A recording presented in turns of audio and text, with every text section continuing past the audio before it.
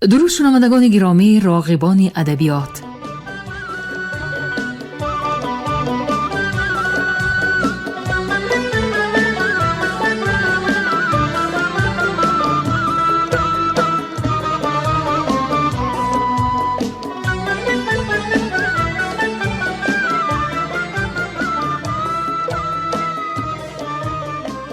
به توجه شما عزیزان، آثار مکمل یکی از شاعران حوزه ادبی عصر 19 بخارا، شمس‌الدین شاهین، تحت عنوان کلیات شمس‌الدین شاهین در قرائت کارمند شایسته تاجیکستان علیزاده عبدالرشید خوجمقل بشنوید. گفتار 43.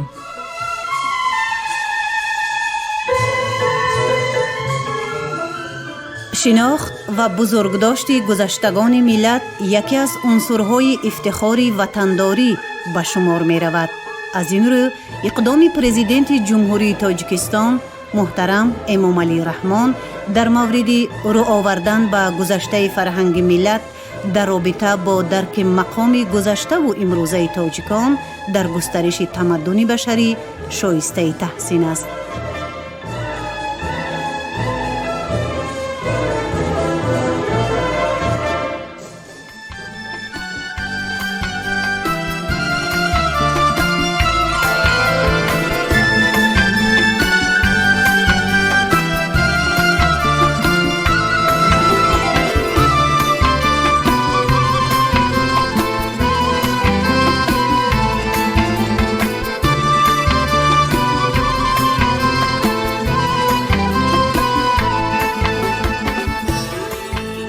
دایره ادبی خطلان زمین در عصر 19 و ابتدای عصر 20 شاعران زیادی را به کمال رسانیده است. اکثر آنها در بخارا تحصیل کرده سپس به زادگاه خود برگشتند و به حیات ادبی خطلان وارد گردیدند. ناصح کولابی، حاجی حسین کنگورتی، رحیمی، حاجی محمود خواجه بلجوانی، ملا رجب، میرزا قدم مجرم راغی، میزراب خان خاطری و باز بسیار دیگران از آن جملند. این شاعران در رشد و تکامل ادبیات این دوره حصه بی‌نظیر خویش را گذاشته با آثار گرانبهای خود در بلند بردن ذوق معنوی اهل جامعه تأثیر مثبت رسانیدند.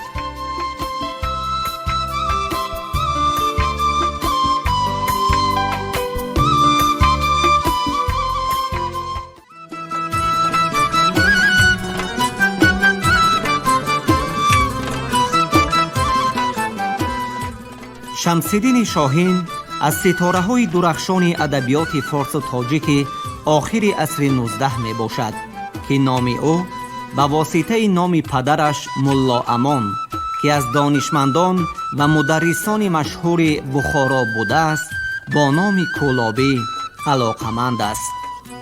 استاد صدرالدین عینی در نمونه ادبیات تاجیک چنین فرمودند: پدر شاهین ملا امان نام کولابی است.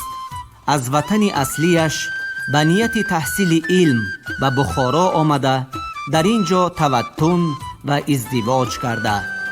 شاهین در بخارا تولد یافته و کسب و کمال نموده است.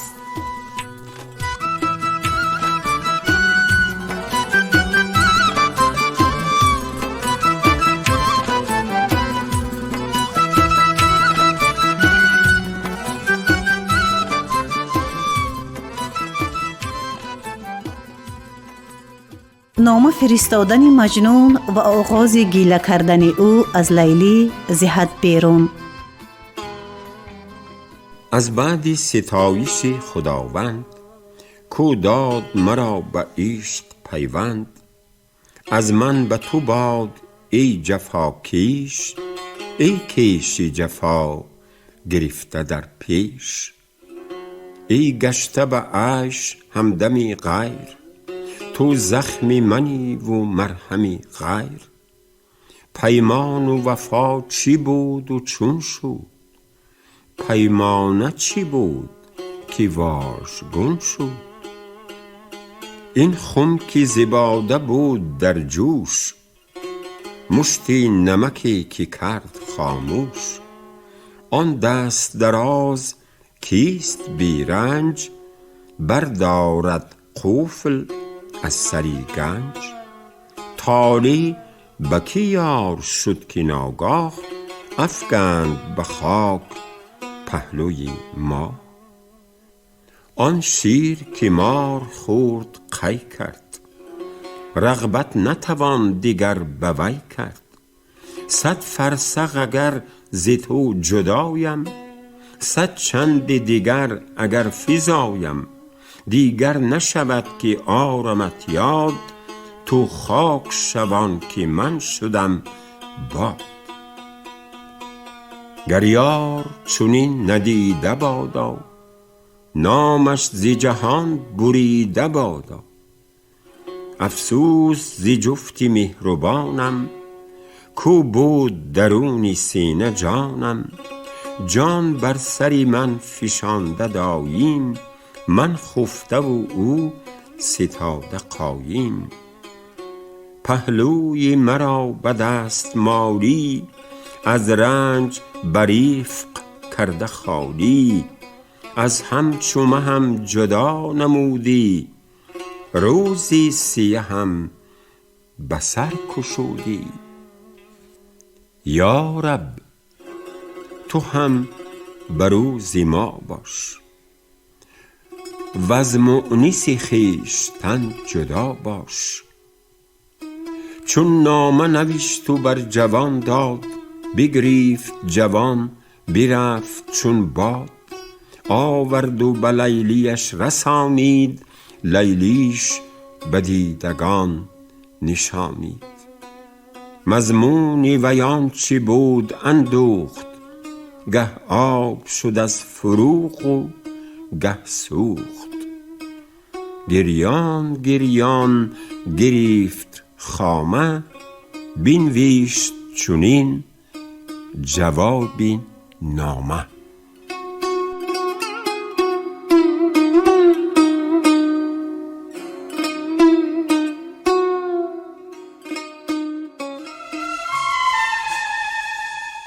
جواب نامه نوشتن لیلی به مجنون و عذر گفتن او را. طغرای سخن به نام دادار، کو داد مرا ز عشق آزار. از من به تو باد ای بلا سنج، وی از پی من فتاده در رنج. دانم که جفای من کشیدی، یک ذره وفای من ندیدی. لیکن چی کنم ز گردش دهر، من نوشم و او فتاده در زهر. دانی که به گردنم کمند است، از مادر و از پدر دو بند است. در وصله غیر اگر فتادم، از خواهش این دو برفتادم. گر دامن من به چنگ غیر است، آلوده چو نیست کار خیر است. بیچاره ندید غیر حرمان، چون دیو ز خاتم سلیمان. این درج که سر به مهر دارم، جز بر گهری تو کی گذارم. از خار چو گل نبیند آزار، کی دامن گل به خود کشد خار. گر لعل درون سنگ شد پاک، کامید فتد به دست حکاک. تا چند درخت خشک ماند، فردا نگری ثمر فشاند. لیلی که گدای خرمنی توست، گرد ز غبار دامنی توست. تا خود نفشانیش نریزد، لیکن چو فتاد بر نخیزد. هشدار که نیست شرط خوبی، بر مست غباری مشت کوبی. اینم همگر به حجله یار است، سوگی پدری تو هم شعار است. هر غم که تو را درون خراشد، مسکین به تو هم نصیب باشد. در شادی و غم تو را شریکم، مپسند به من بدی که نیکم. بر مرگ رقیب شد رضایت، احسنت خدا کند کفایت. زین خواسته خرمم نه غمگین، باد از تو دعا و از من آمین. چون یافت صحیفه حسن انجام، بگریفت جوان و تند زد گام. آورد به نزد قیس بگذاشت، قیسش به 1000 بوسه برداشت. از معنی نامه تازه شد عهد، بربست دوباره طفل در مهد. آن رخنه که در حصار افتاد، از فتح دریچه‌اش بگشاد. آن عشق که داشت بیشتر شد، گویی که شکوفه بود ثمر شد. بر خاک پدر برای لیلی، می کرد روان ز اشک سیلی.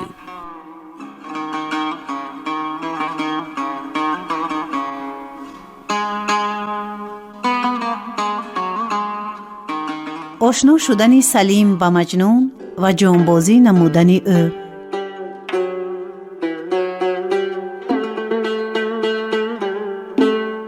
گویند سلیم آمیری نام، مردی به سراغ قیس زد گام. صاحب هنری شگرف دانا، دانا به خیرت به زر توانا. از بذل و کرم قبیله پرور، وز خیل و حشم طویله گستر. یک چند به کوه و دشت بشتافت، آخر ز خطیره پدر یافت. دیدم که نشسته بر سری گور، پیرامون او ز دام و دد شور. آهو برای به بر گرفته، بر وی نظر از دیگر گرفته. بوسیده ز چشم او دمادم، کین داده ز چشم یار یادم. این دید و زیناقه بر زمین شد، هر دام و ددیش در کمین شد. زان شوق که داشت از هدف زون، گستاخ دوید سوی مجنون. دامان سری مهری او بدیدند، دست از سری کین او بریدند. او در بر قیس گرم بنشست، و از لطف کشید در سرش دست. مجنون چو گشاد دیده بر وی، بیگانه گمان نمود و زد هی. دامان همه چنگ تیز کردند، بر کشتن وی ستیز کردند. بیچاره ز راه عذرخواهی، گفت اصل و نسب بدو کماهی.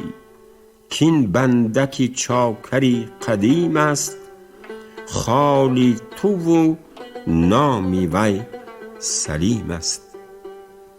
مجنون چو شناخت پیش خواندش، و زحمت دام و دد رهاندش. با وی سخنی به عذر می گفت، هم عذر بگفت و هم پذیرفت. پرسید ز وی نشان مادر، و ز یار و برادران دیگر. دانیست سلیم کان جگر ریش، دارد جگری به مادری خویش. چندان ز نیاز او سخن کرد، کان خسته عزیمتی وطن کرد. مادر چو شنید از سرا شد، فرخنده عروسش از قفا شد. تا هر دو به قیس در فتادند، چون گل به سری شکر فتادند.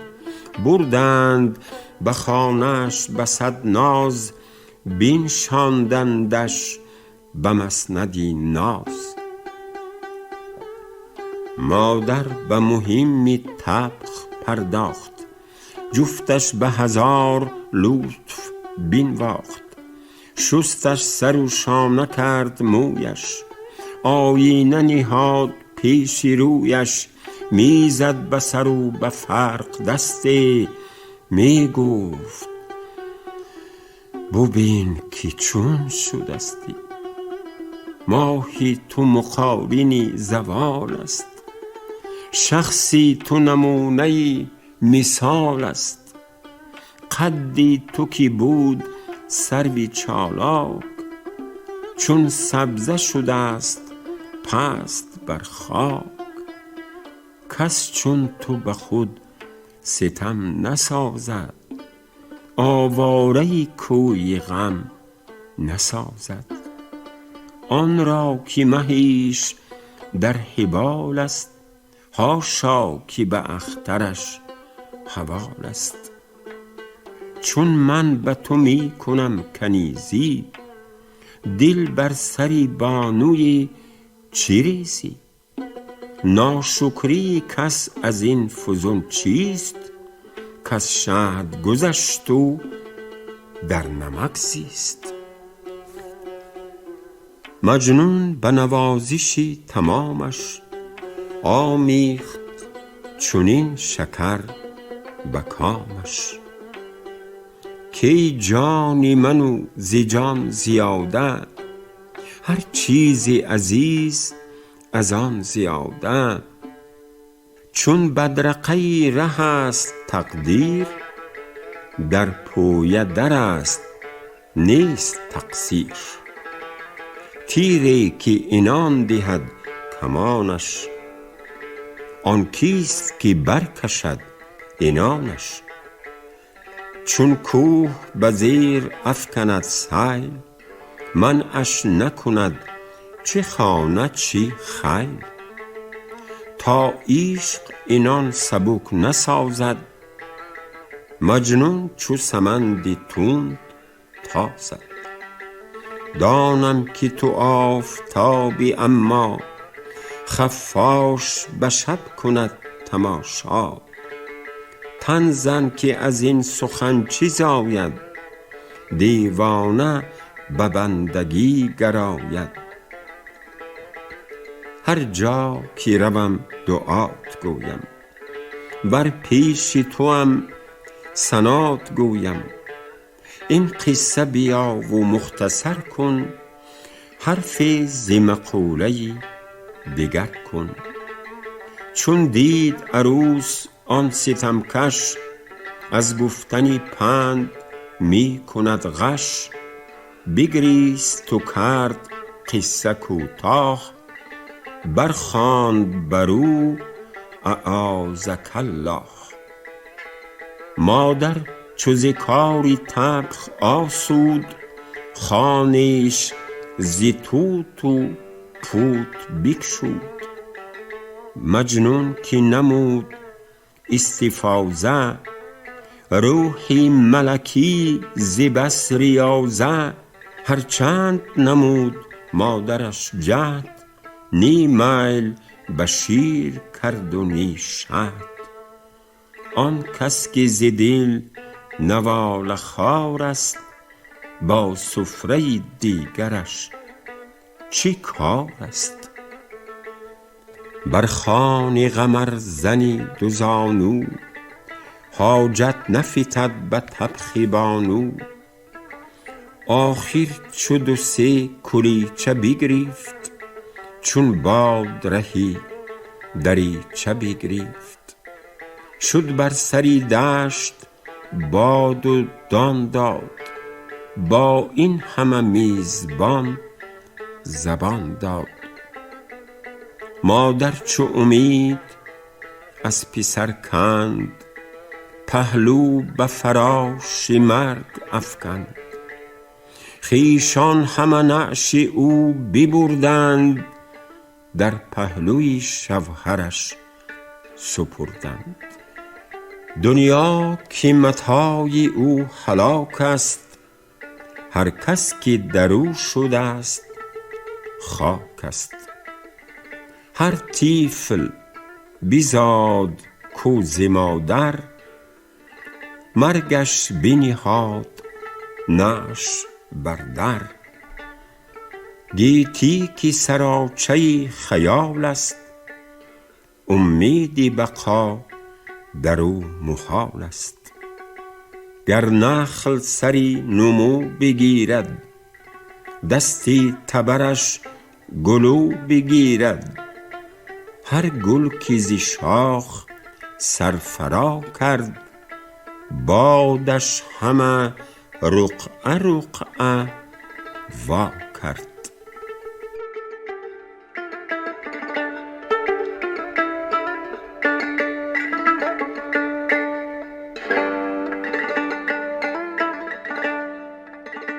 خبر یافتن مجنون از وفات مادر.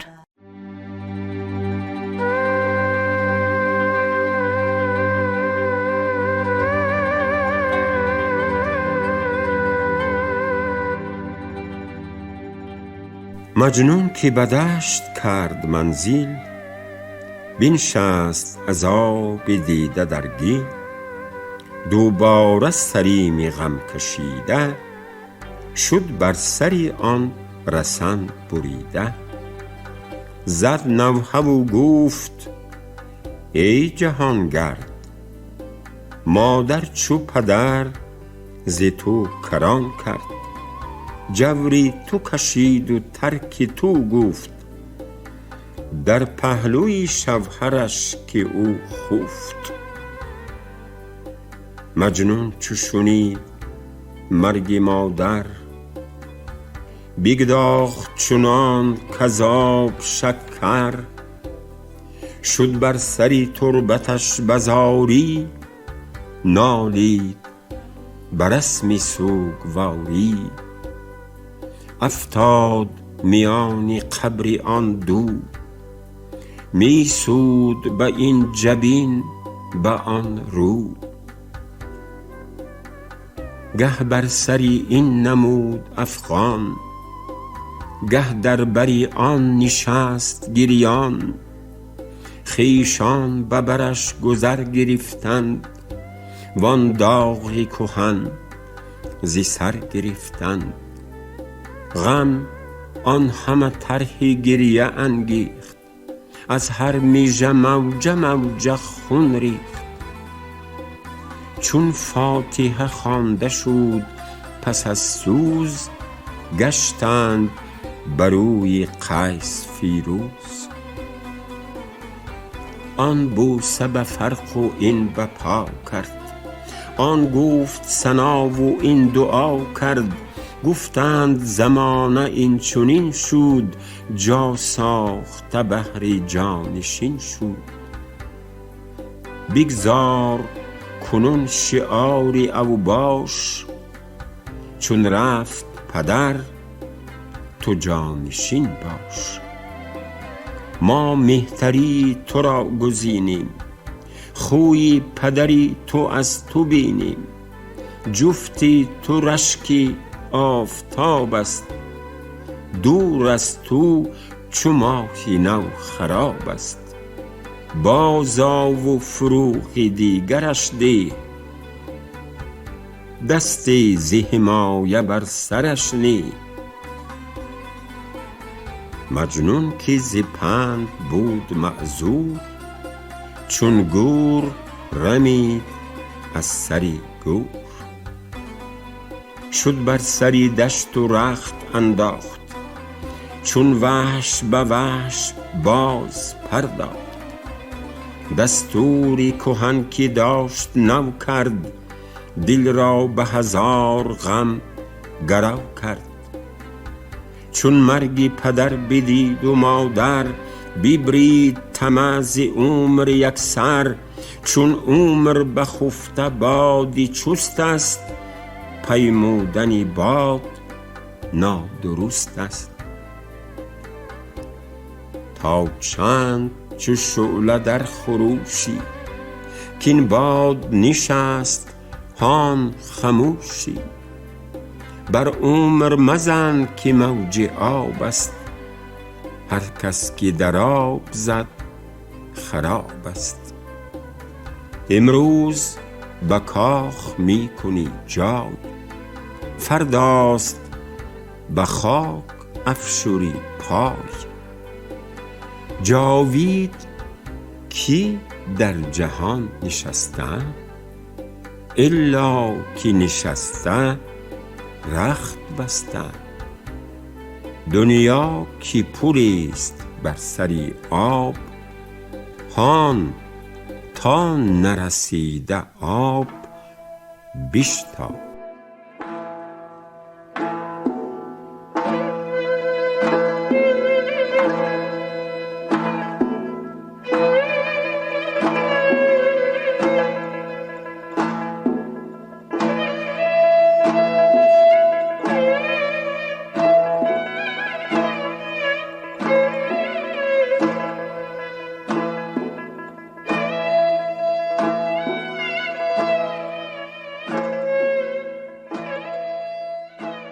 شنوندگان ارجمند، شما گفتار 43 را از روی کلیات شمس‌الدین شاهین در قرائت کارمند شایسته تاجیکستان علیزاده عبدالرشید خوجمقل شنیدید. کارگردان گفتار شیرعلی نغزلی، صدابردار کریم طالبوف. تا برنامه‌های دیگر، روح بالیده، خاطری جمع و تندرستی تمنا می‌کنیم.